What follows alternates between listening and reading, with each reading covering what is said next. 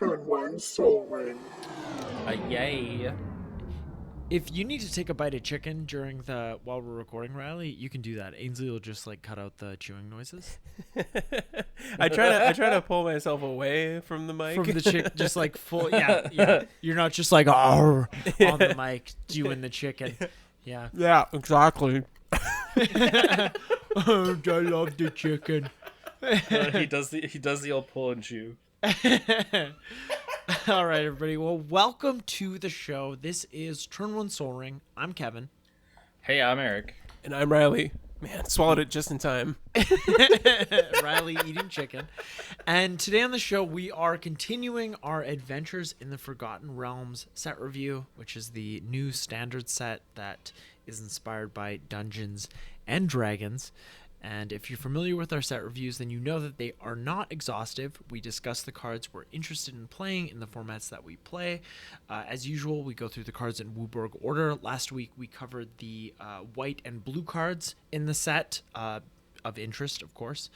And today, we are, we're going to see what happens. We're definitely going to cover black, red, and green, and we might get to the gold, colorless, and land cards, but we're gonna have to see. We don't know how much. We don't know how long your attention span is. So, before we get to our first, well, that's the great thing about podcasts, right? You can just pause it and come back to it later.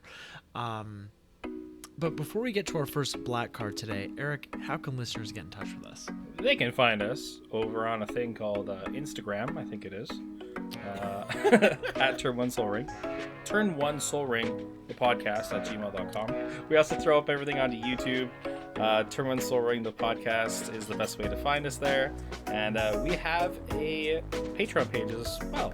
Check us out over there. We got some really cool tiers. If you like what we do, patreon.com/Turn 1 Soul Ring. And without any further ado, let's get to the first black card we have. Black. It's a legendary creature. It's Asarak, the Arch Lich. So I think that means he's the head of the zombies. He's 2 and a black for a legendary zombie wizard, 5/5. When he enters the battlefield, if you haven't completed Tomb of Annihilation, return Asarak, the Arch Lich, to its owner's hand and venture into the dungeon. And whenever it attacks, for each opponent, you create a 2/2 black zombie creature token unless that player sacrifices a creature. So in this set, you can venture into dungeons. There are 3 dungeons. Riley, how exactly do the dungeons work? Yeah, I guess that's a good point. We haven't covered any dungeon cards yet. No, we didn't in part 1. No, this is our first one. Yeah, so like you mentioned, there's 3 dungeons. The dungeons are available to anybody at any time, as long as you have something that triggers, entering a dungeon or venturing into the dungeon, as Azarak does here. So they sit in the command zone. They're not part of your sideboard. You can't really interact with them in any meaningful way aside from venturing into the dungeon. And if you look at a dungeon card, we'll work through one together right now, but you'll see that there's different entrances as you kind of go through the dungeon card. So you start at the top at under Lost Mines of Phandelver, for example. You start at the cave entrance, which says Scry 1. So when you venture, you start. If you don't already have a dungeon on the go, you start a new dungeon. So you get the choice out of the 3: Dungeon of the Mad Mage, Lost Mines of Phandelver, or Tomb of Annihilation. So if we start with Lost Mine, you start at the cave entrance, Scry 1. Then once you venture into the dungeon again, you have to complete whatever dungeon you're currently working on. So you have the choice here. You could either go to Goblin Lair, which you would create a 1/1 red goblin creature token, or you'd go over to the mine tunnels and create a treasure token. And then from there, this dungeon in particular splits into 3 rooms, but depending on which option you chose in the rooms above, you only have access to 2 options. So you have the storeroom, where you put a +1/+1 counter on a creature. You have the dark pool, which each opponent loses a life, you gain a life. You have the fungi cavern. Target creature gets -4, -0 until your next turn. And then the final dungeon for this dungeon card is the Temple of Dumathoin, where you draw a card, and then you're done. So there's some cards that will care about having completed a dungeon. So once you've finished the final room, you've completed a dungeon, and then the next time you would venture into a dungeon, you'd pick a new one. So you can't go back to the Lost Mine. You'd have to pick Tomb of Annihilation or Dungeon of the Mad Mage at that point. But yeah, that's kind of a it's kind of a crash course on dungeons.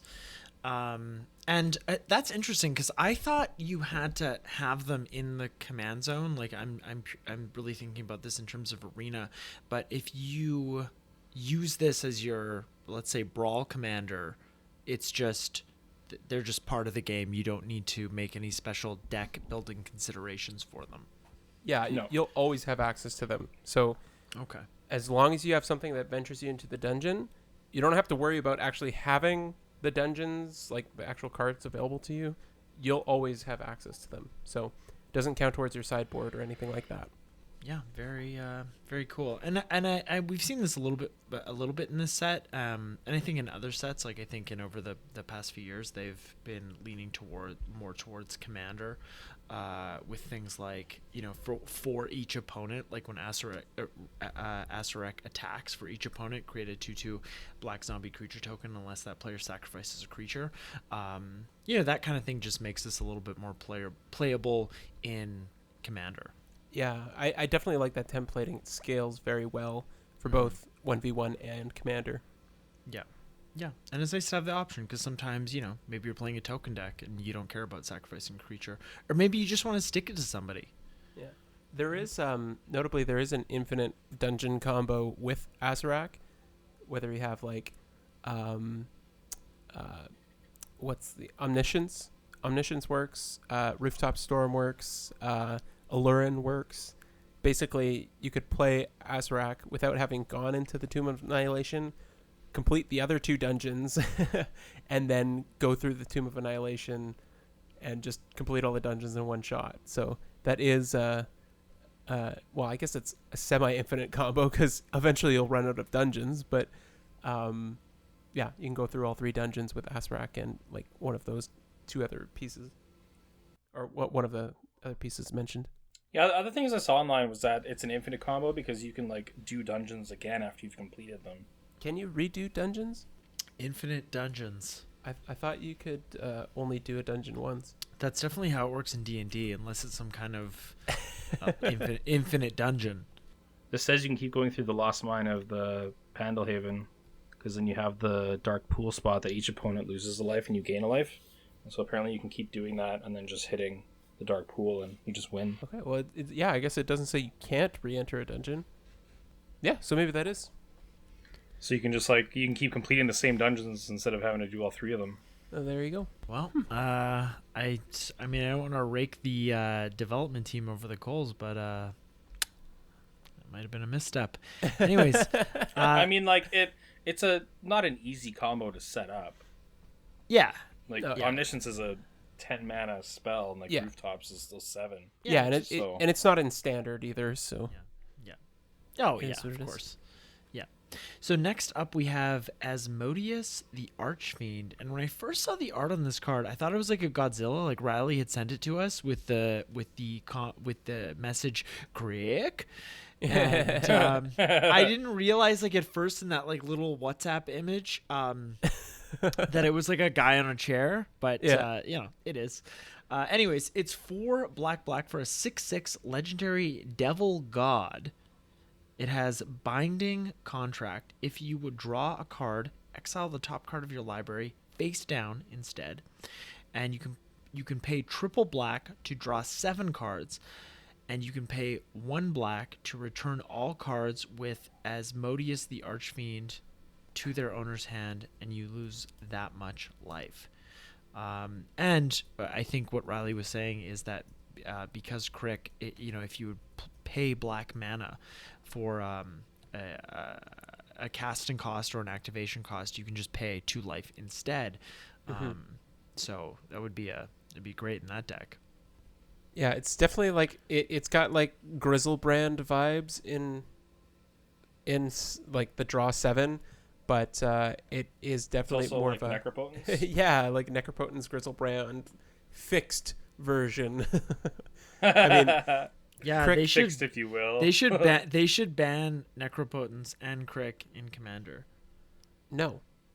I know. I'm kidding. I don't even think Grizzlebrand should be banned or Biorhythm. That's honestly, if I had to like pick a card to take off the ban list, it would be Biorhythm. I just don't think that's.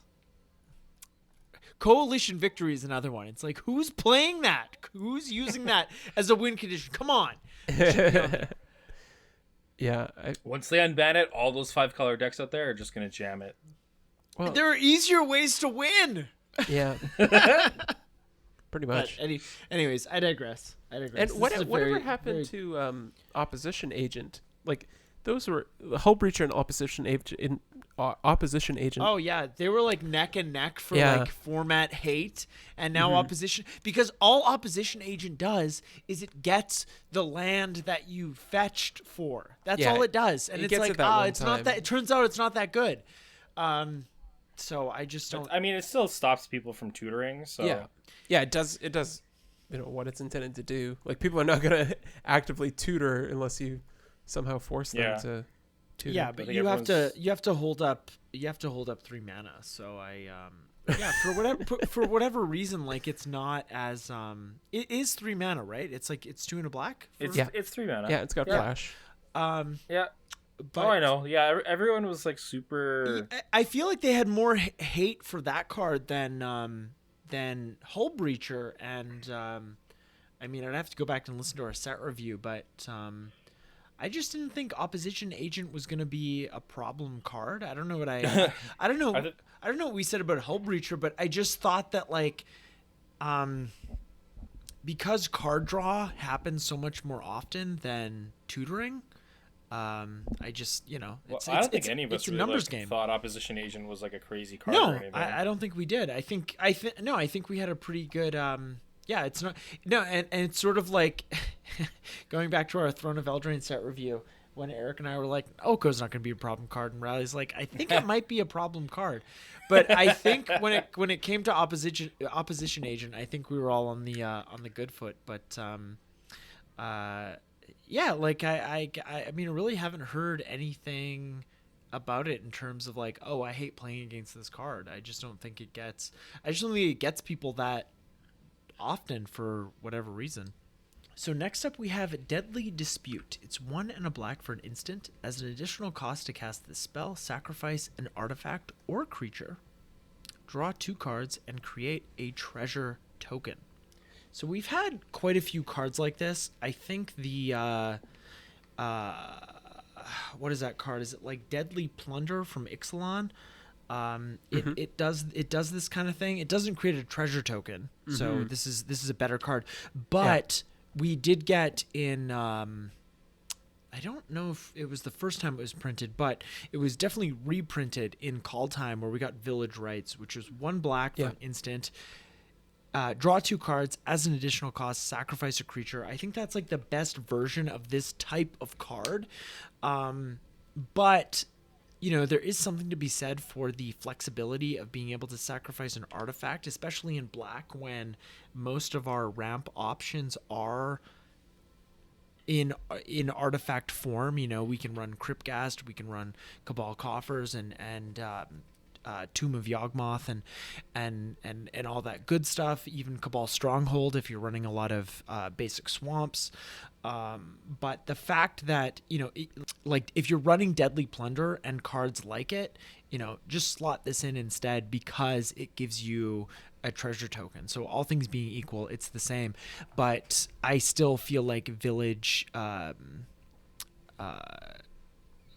Rites, thank you, is like the superior card, even though it only hits, even though you can only sacrifice creatures, but like that, just that 1 black makes it, just above and beyond. But this is definitely a card I think we're going to see pop up in a lot of commander decks because it gives you that extra ability to ramp with the treasure token. Yeah, and I think that treasure token is why this card is interesting. Is Altar's Reap and the other one you mentioned, the Plunder. Yeah, Deadly Plunder. Like those are all right cards. Like if you're looking for that kind of effect, like if you don't mind sacrificing a creature and getting 2 cards out of the deal, like that's all right. But the fact that this gives you that treasure as kind of an extra little treat, an extra little boost, I think that's pretty big, and that's what I'd be interested in when I'm playing this card. Yeah. Death Priest of Merkel is next. That sounds like the Miracle. Prime Minister of Germany. I think she's still leader. It's 2 and 2 black for a 2/2 Tiefling Cleric. Skeletons, vampires, and zombies you control get +1/+1. At the beginning of your end step, if a creature died this turn, you may pay 1. If you do, create a 1/1 black skeleton creature token. The Reaper bids you rise. The Reaper bids you rise. I gotta do with the exclamation point. And it's kind of doing the Predator thing. I just watched Predator and Predator 2 for the first time. I'd seen bits and pieces over the years, so like don't come at me with that. But but I actually like sat down and watched them because like once Disney Plus got Star, like they got all these like action movies. So I've been watching a lot of Arnold content. But like this, like the Death Priest holding up the spine with the skeleton on it, like that is so evocative of the Predator franchise. I just love it. It's also a good Sub-Zero tribute. Oh yeah, That's his fatality, the spine rip. That's right. Yeah. Oh, the spine rip is rough because you're done. You're not coming back from that. There's no way. I think like any fatality. Yeah, usually you're done. It's it's a nice versatile lord, and it's uncommon, so it's gonna be cheap, and that death trigger where you can just get a body back, to sacrifice and do the same next turn. Like that's pretty cool. I like it. Yeah, I think this card has a lot of good value, and like even just like in just a regular black deck, skeleton tribal sacrifice. Oh boy, because it's like the token you're making still gets the +1, so it's like a 2/2 you get for the 1 mana as well, which is sweet. Yeah. Oh yeah, and like if you have a sacrifice engine set up, like you can just get, like you can sacrifice a creature, get a 1/1 skeleton token. If it has like persist or undying or some way that it can just come back, it's like that's just value town. Value town. Feign Death Dracolich is next. It's 2 and 2 black for a 5/2 legendary zombie dragon. It has flash and flying, and it enters the battlefield tapped. And you may cast it from your graveyard if a creature not named Feign Death Dracolich died this turn. I've seen this popping up in Brawl lately. It's a real threat. Yeah, I mean, 5-power flyer that has some recursive ability. Like you just cast that on your end step. Boom. Yeah, it does have flash for some reason. Yeah, right. So like you can cast this on your opponent's turn, and if they have like somehow their creature died from combat or something, you can still bring this back on their turn as well. So this guy is like a powerhouse. Yeah, 5 flying for 4 mana. Like I like this one a lot. Yeah, no, it's solid. Too bad he enters the battlefield tapped. I think if he didn't enter the battlefield tapped, I think that would be a bit much. I think we'd have to do something about the power toughness of the CMC there. Yeah, I feel like he should be a skeleton though, not a zombie. Just by how his the art looks. Well, the it's art a lot more skeleton-like, and like the whole recursive enters the battlefield tapped. It feels very much like resembling skeleton. Yeah. I think this. I think this might be a Adventures in the Forgotten Realm flavor fail for turn 1 Soul Ring. I mean, this is gonna take the cake for that. I think Feign Death is an actual character, so there's probably a reason for it. But no, we're giving it flavor fail. That's it. Feign Death is next. It's 1 black for an instant. Until end of turn, target creature gains. When this creature dies, return it to the battlefield tapped under its owner's control with a 1/1 counter on it. Ooh, I always like these effects for limited. Yeah, because it's like this is like what Undying is, right? Like, I mean, it doesn't come back tapped, but like Undying is if the creature would be sent to the graveyard. If it didn't have a 1/1 counter on it, return it to the battlefield with a 1/1 counter on it. In that scenario, it returns untapped, but this is just a very you can do this in D&D. You can feign death if you're like, I'm not gonna win this fight, so I'm just gonna pretend I'm dead, and maybe they'll leave me alone. I mean, in D&D, the thing is, no one ever goes around stabbing the dead bodies, which does happen in Magic lore. Let me tell you, I've read the books, this is just a great little card that I'm looking forward to seeing popping up.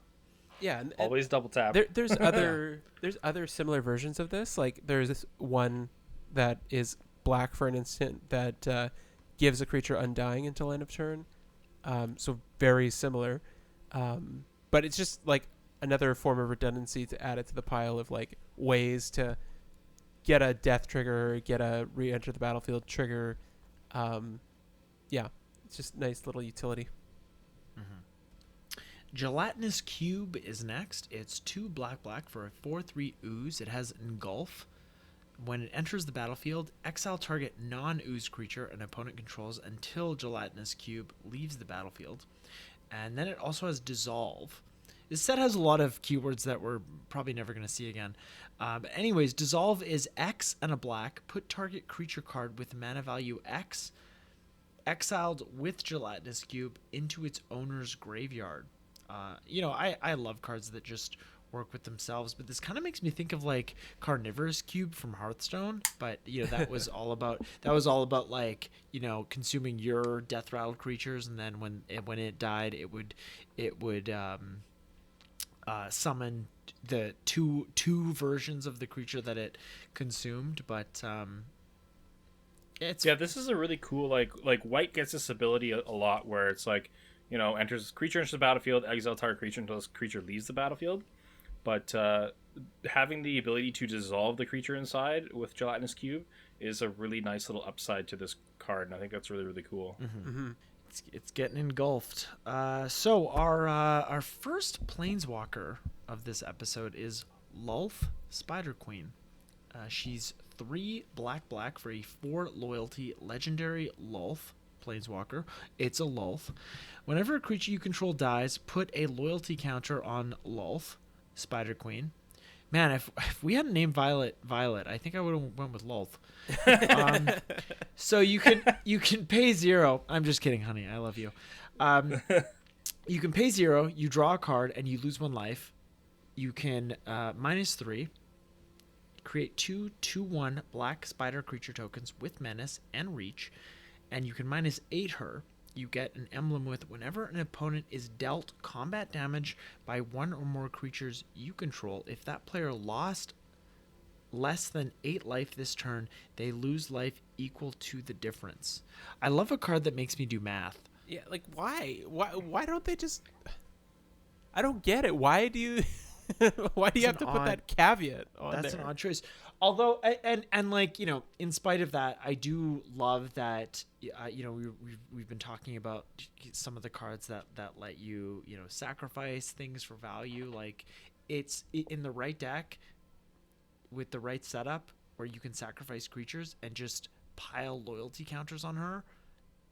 You're going to be able to ultimate her the turn you play her. Mm-hmm. If you can sacrifice creatures and getting value for them, this is a card like this really reminds me why I love mono black. Oh yeah, and the emblem isn't anything too scary in terms of winning the game, because if you're able to block creatures, you're going to be okay. Yeah, and stuff like that. Totally. So yeah, no, it's not a. I mean, just like the rest of this set, it's a very even keel set in terms of power level. Yeah. Yeah. Power Word Kill is next. It's 1 and a black for an instant. Destroy target non-angel, non-demon, non-devil, non-dragon creature.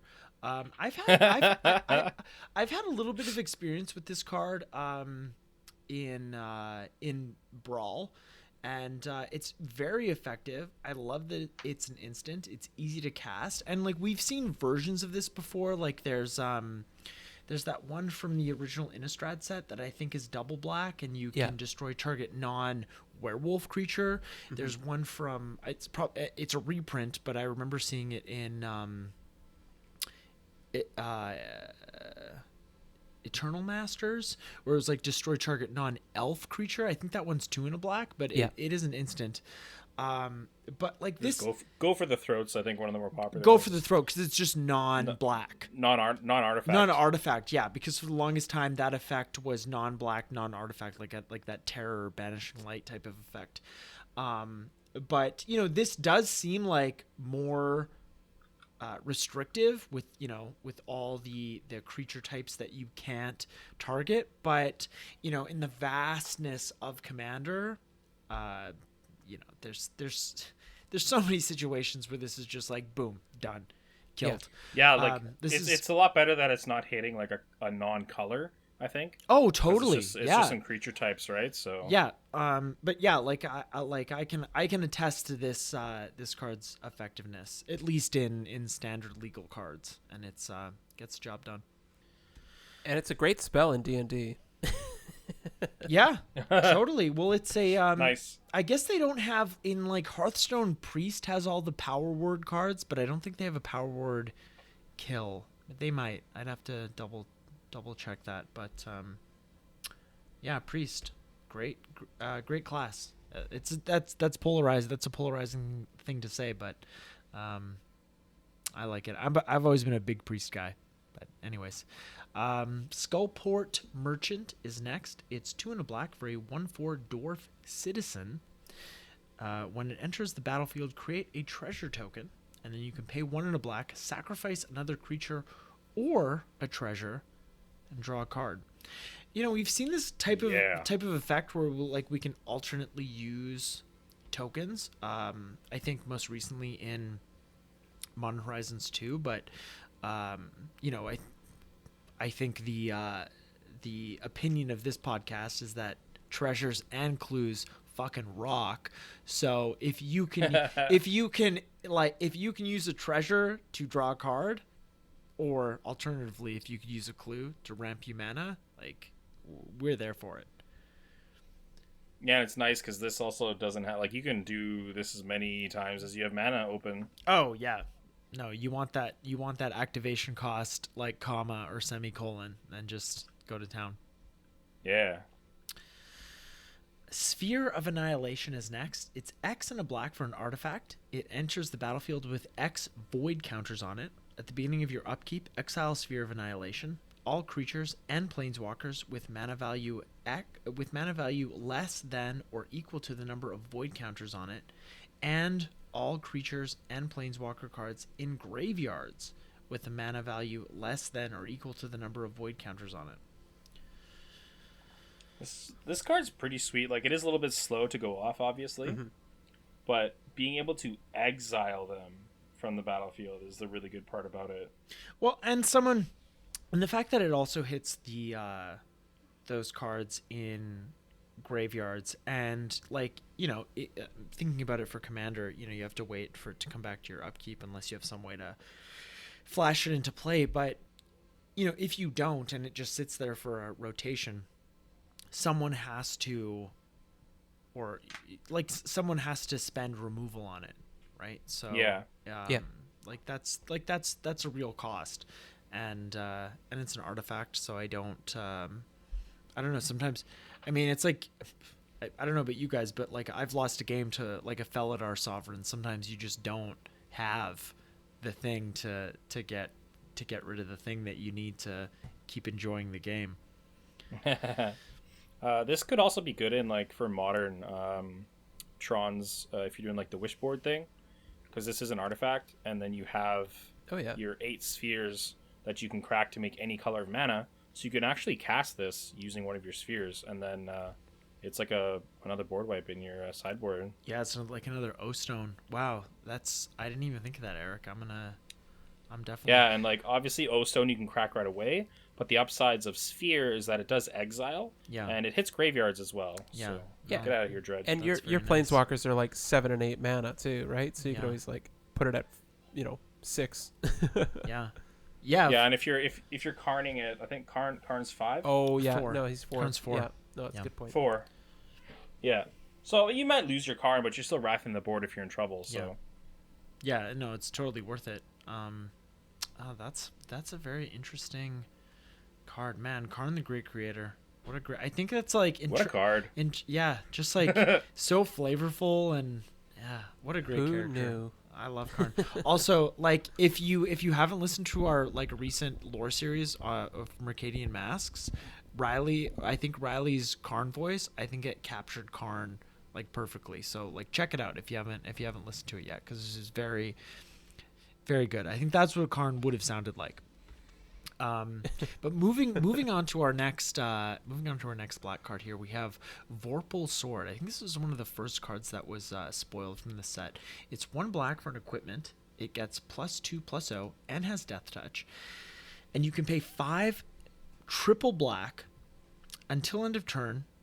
Vorpal Sword gains whenever equipped creature deals combat damage to a player, that player loses the game. So it's sort of like a phage effect, and the equip cost is 2.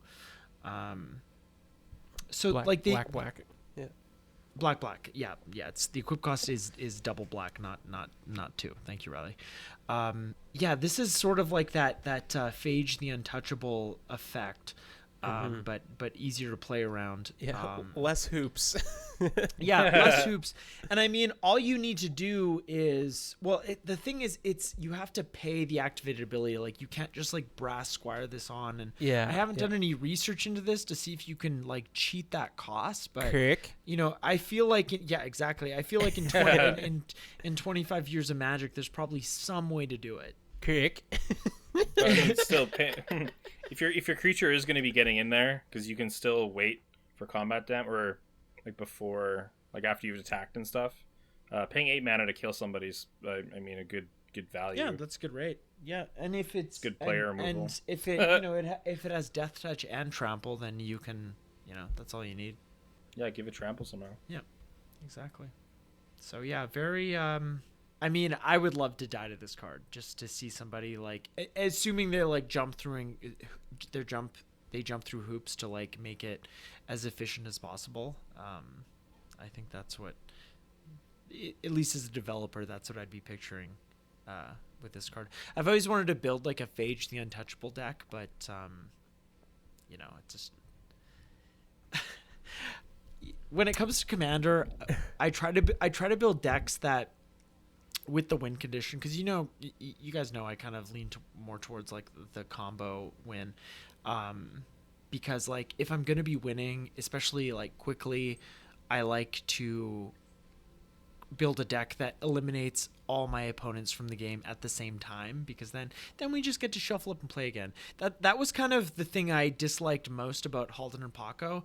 I had to like individually eliminate everyone, and it's a little bit different in like a league scenario, but I don't know how much I'm gonna play that deck out there in the wild, but I digress. Next up we have Warlock class. It's 1 black for an enchantment class card. Level 1 is at the beginning of your end step.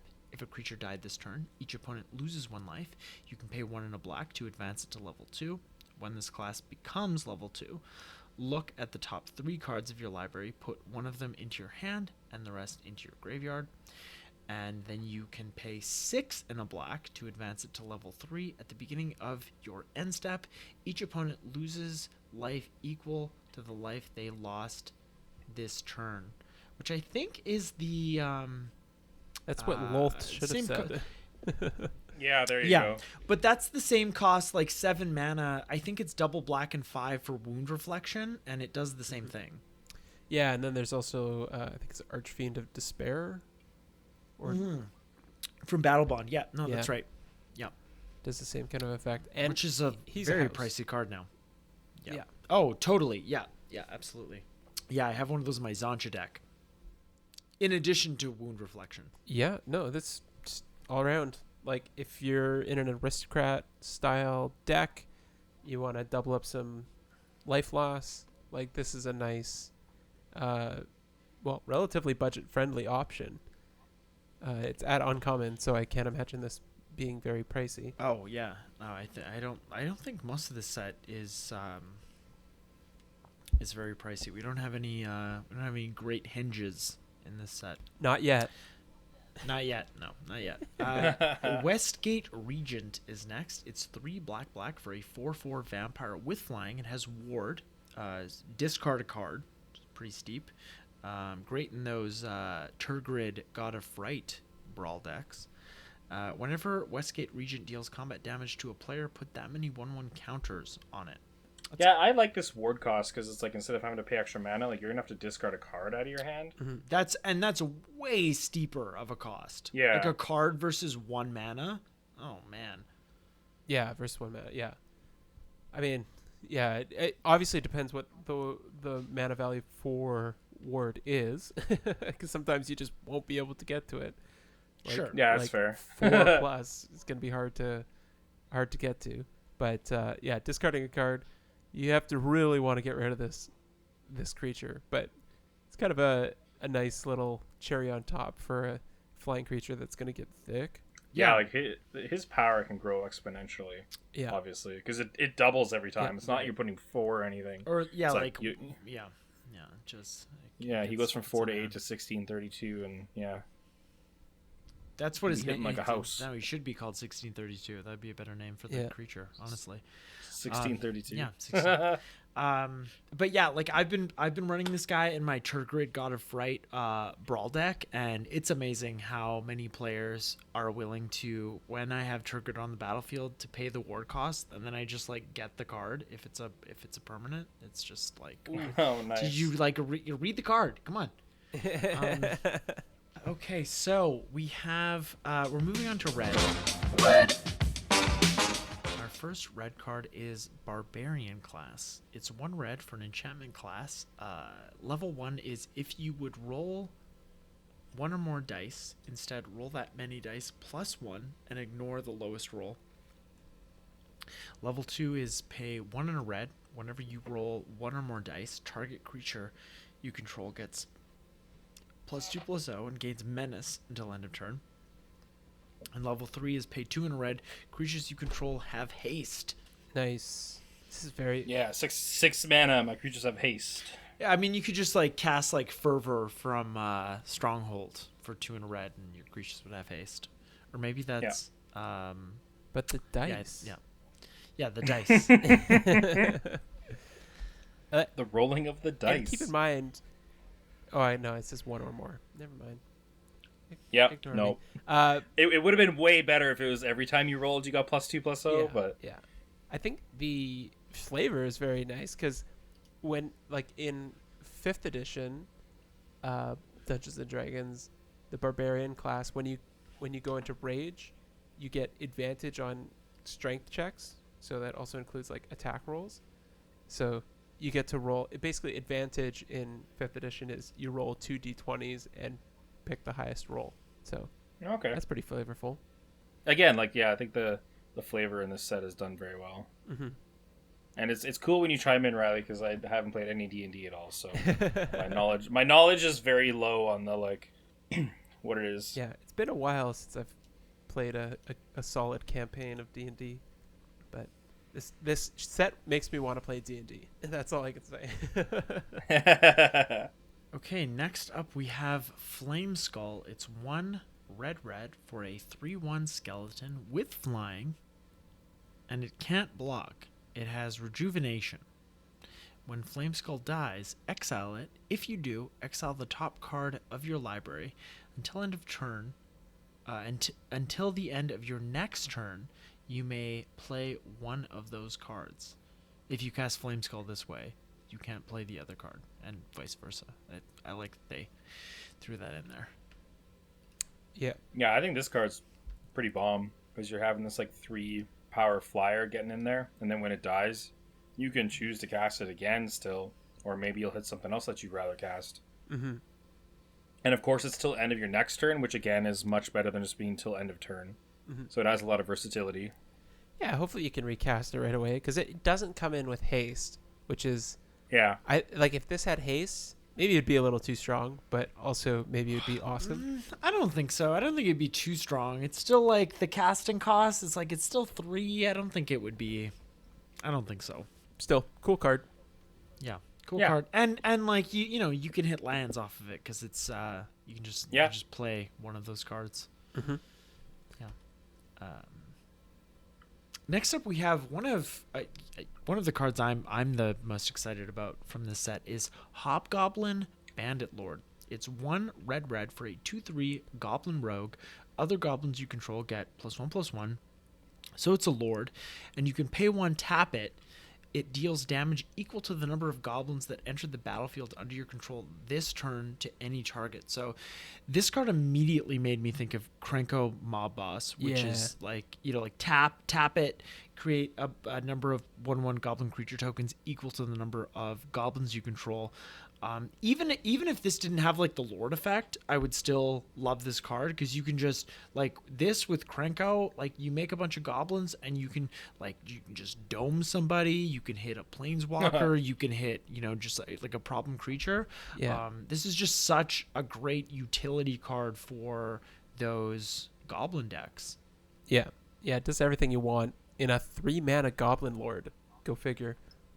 I know, Yeah. and it's a Lord. Like it's just such a great card. Yeah. Very strong. Yeah, Just love it. yeah, it's in his name. That's right. That's right. I should have known. Otherwise, it would have been Hobgoblin, Bandit.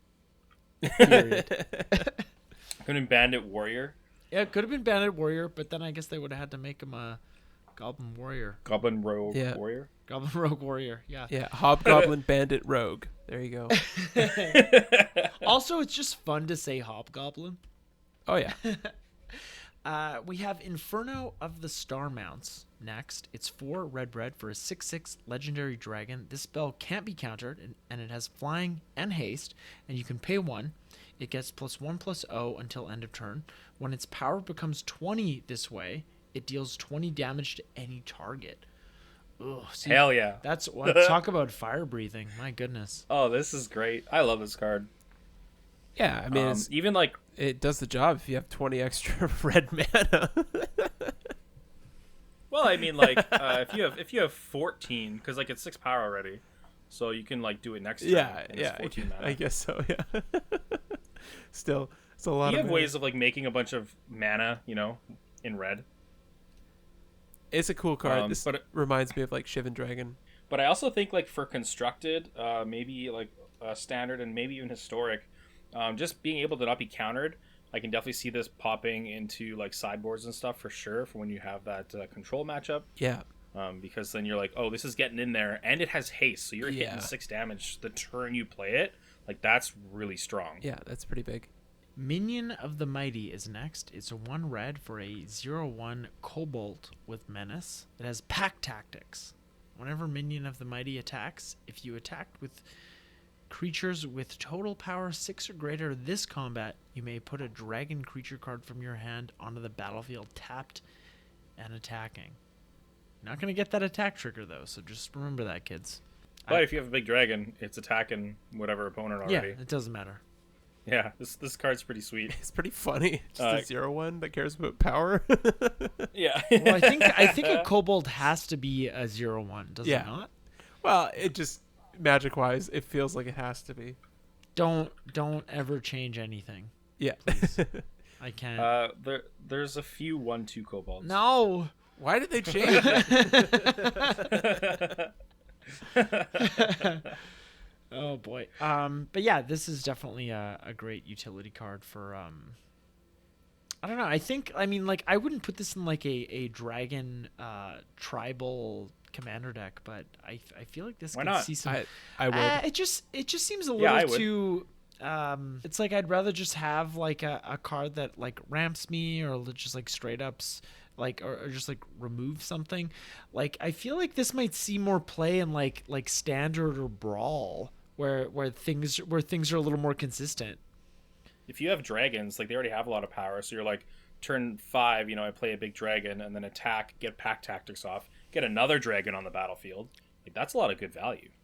Yeah, no, it is, but I guess I'm thinking about like turn 1 I play like a dual land that taps for red, and like I have Minion of the Mighty. It's like, I guess, yeah. That's not a good time. Yeah, No, that's not a good it's time. not doing much in the early game. That's for sure. Yeah.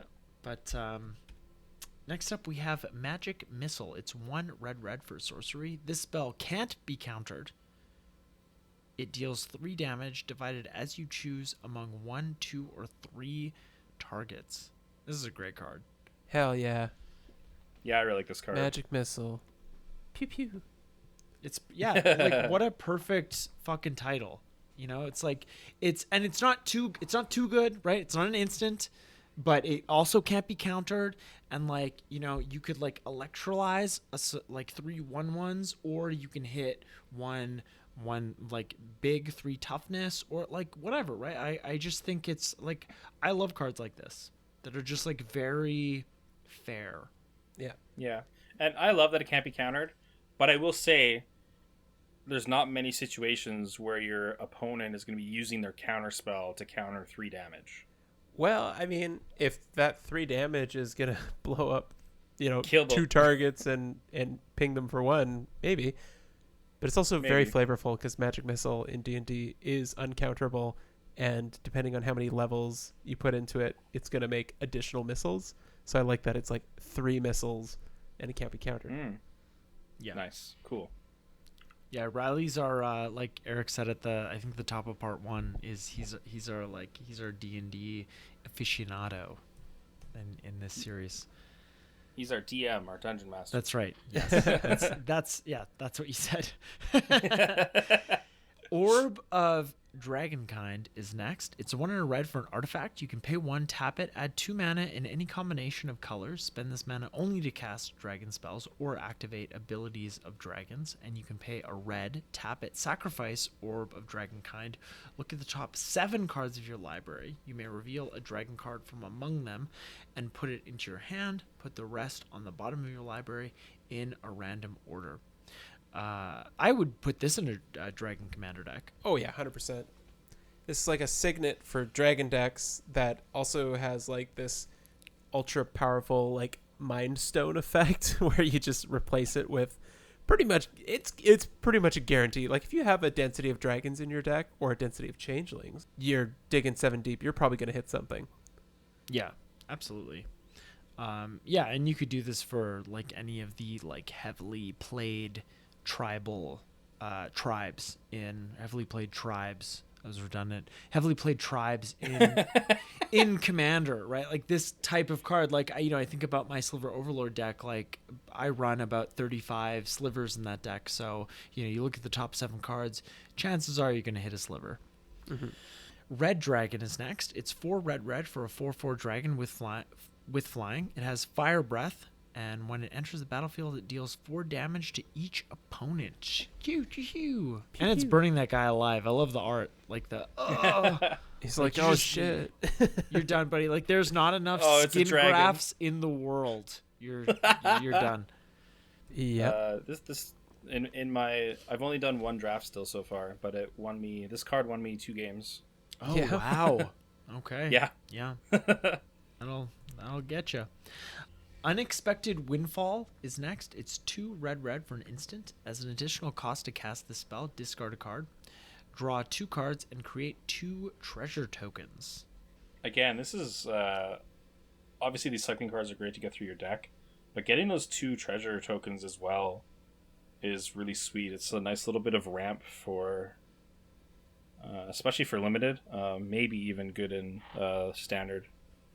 Yeah, I think there was a card similar to this from Ixalan that was like 3 and a red sorcery speed, but did like the same thing. I think it only created 1 treasure token. Are you sure? I think. I might be wrong. Well, and I think, regardless of who's right or wrong here, it's sort of like Faithless Looting, which doesn't create any treasure tokens, but you get to discard a card, and Faithless Looting is sorcery speed, if I'm not mistaken. But the fact that this is instant speed, and it sort of, with the treasure tokens, it really only costs 2. thinking about I tend to think about cards in that way, that sort of repay you on mana, or sort of like an investment. You have that mana later. And, you know, if you're in a deck that cares about tokens, or if you're in a deck that wants to fill your graveyard, I think this is just going to be such a great little utility card in there to just let you cycle through the deck and pay you back later on. I just love cards like this. Mm-hmm. Yeah, the card I was thinking of is Pirate's Pillage. Yeah, it is 2. Yeah, so draws 2 cards and creates 2 treasures. But it's only sorcery. Yeah. So How much mana? 3 and a red. And And you have to discard a card, and you draw 2, create 2. Interesting. Yeah. So you have to pay an extra red, but it's still the same total CMC. Yeah. And it now has instant. So You mean MV, right? I don't want to. I'm never gonna say MV. Just I'm never going to say that. It's like how when I read cards for the set review, I still say add that this whatever mana to your mana pool. I'm never gonna not say mana pool. But just run both. But you know, it's hard to argue with instant speed. Yeah. It's just always even with the extra red pip, it's it's hard to argue with instant speed. Not having a clear memory of the art from that card though, it's probably better than this card. I don't know what was going on here with yeah, like Pirate's I was Pillage? actually about to say, like, It's like a no unexpected windfall. It's like, what does he's got holding like a picture of a diamond? He's got a deck box and he's drawn a card, and he's like, I drew Windfall. No, Oh, I don't. I Like wasn't expecting that. It's don't get meta with me. oh Watson. my god. Don't get meta with me. He's like, I'm rich. Eric had 7 cards in his hand, and I only had 2. We have Wish next. It's 2 and a red for sorcery. You may play a card you own from outside the game this turn. So guess what? Sweet. Does nothing in Commander. Does nothing in Canlander. But it's always cool to see a new Wish card. Like, it's an old cycle, and this one's just called Wish. So there you go. Yeah, and I think appropriately so, right? Because you don't have to. It's not like you get to like choose a card, or like you can tutor for a card and put it in your hand. It's just like you just get to play it. Yeah, It's just so like that is notably make a different. wish. Which is just like you have to play it right now. You have to pay all the mana costs. So keep that in mind. or no mana cost. Like if you want to, if it's like a land, you can just boom yeah, done. that's true. Hopefully you have a land in your sideboard.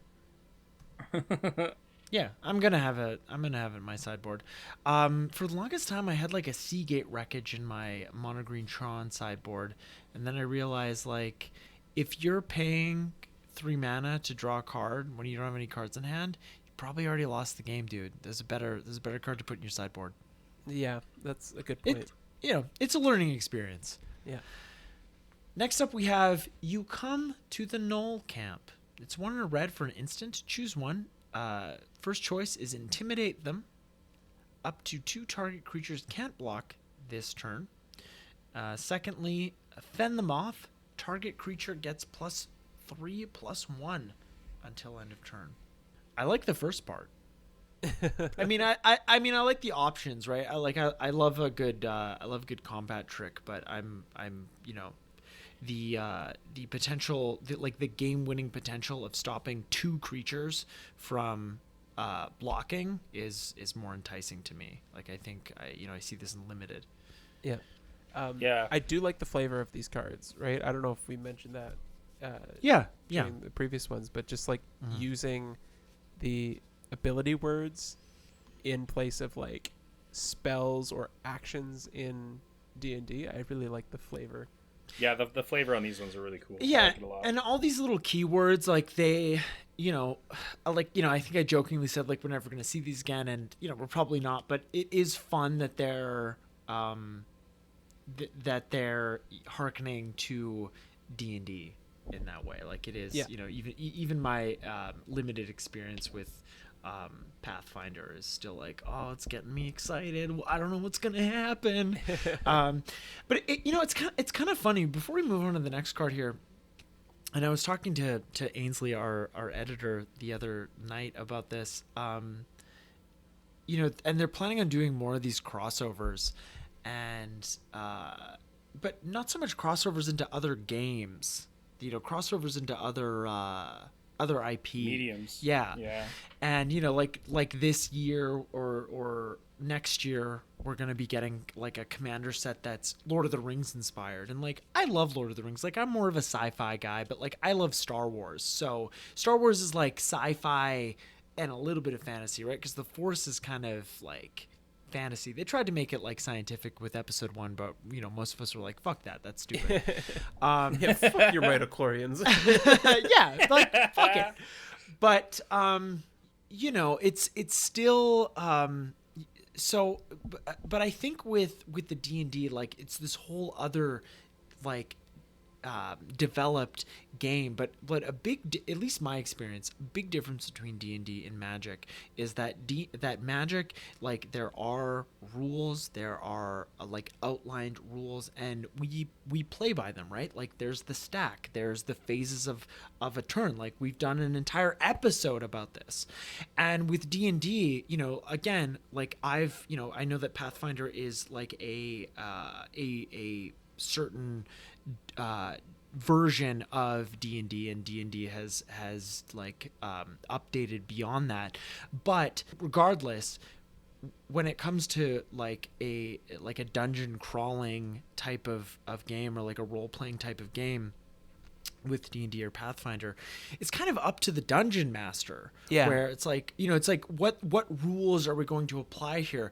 And that was always a problem for me. It's like, I would rather just know the rules and go into that knowing that, and then I can play accordingly.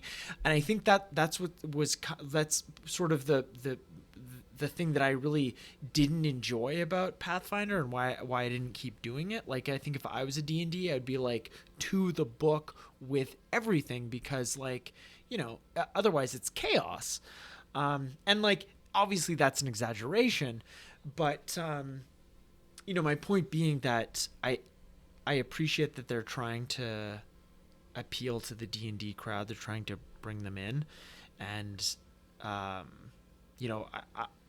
hope that they do. But I think it's I think that the type of people that intrinsically enjoy D&D or Pathfinder are not the same kind of people that intrinsically enjoy Magic. So I don't know. I just and like, I enjoy both, but if it was like desert island games, I'm gonna pick Magic every time.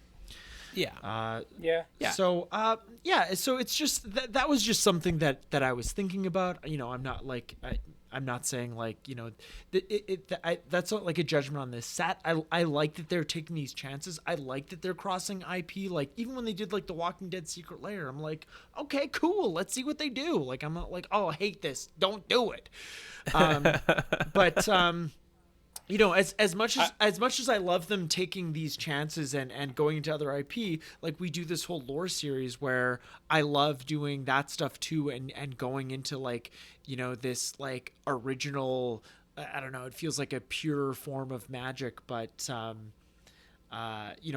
not so nostalgic that I can't enjoy these new cards, because I think we all just want new cards, right? Like, it just keeps things interesting.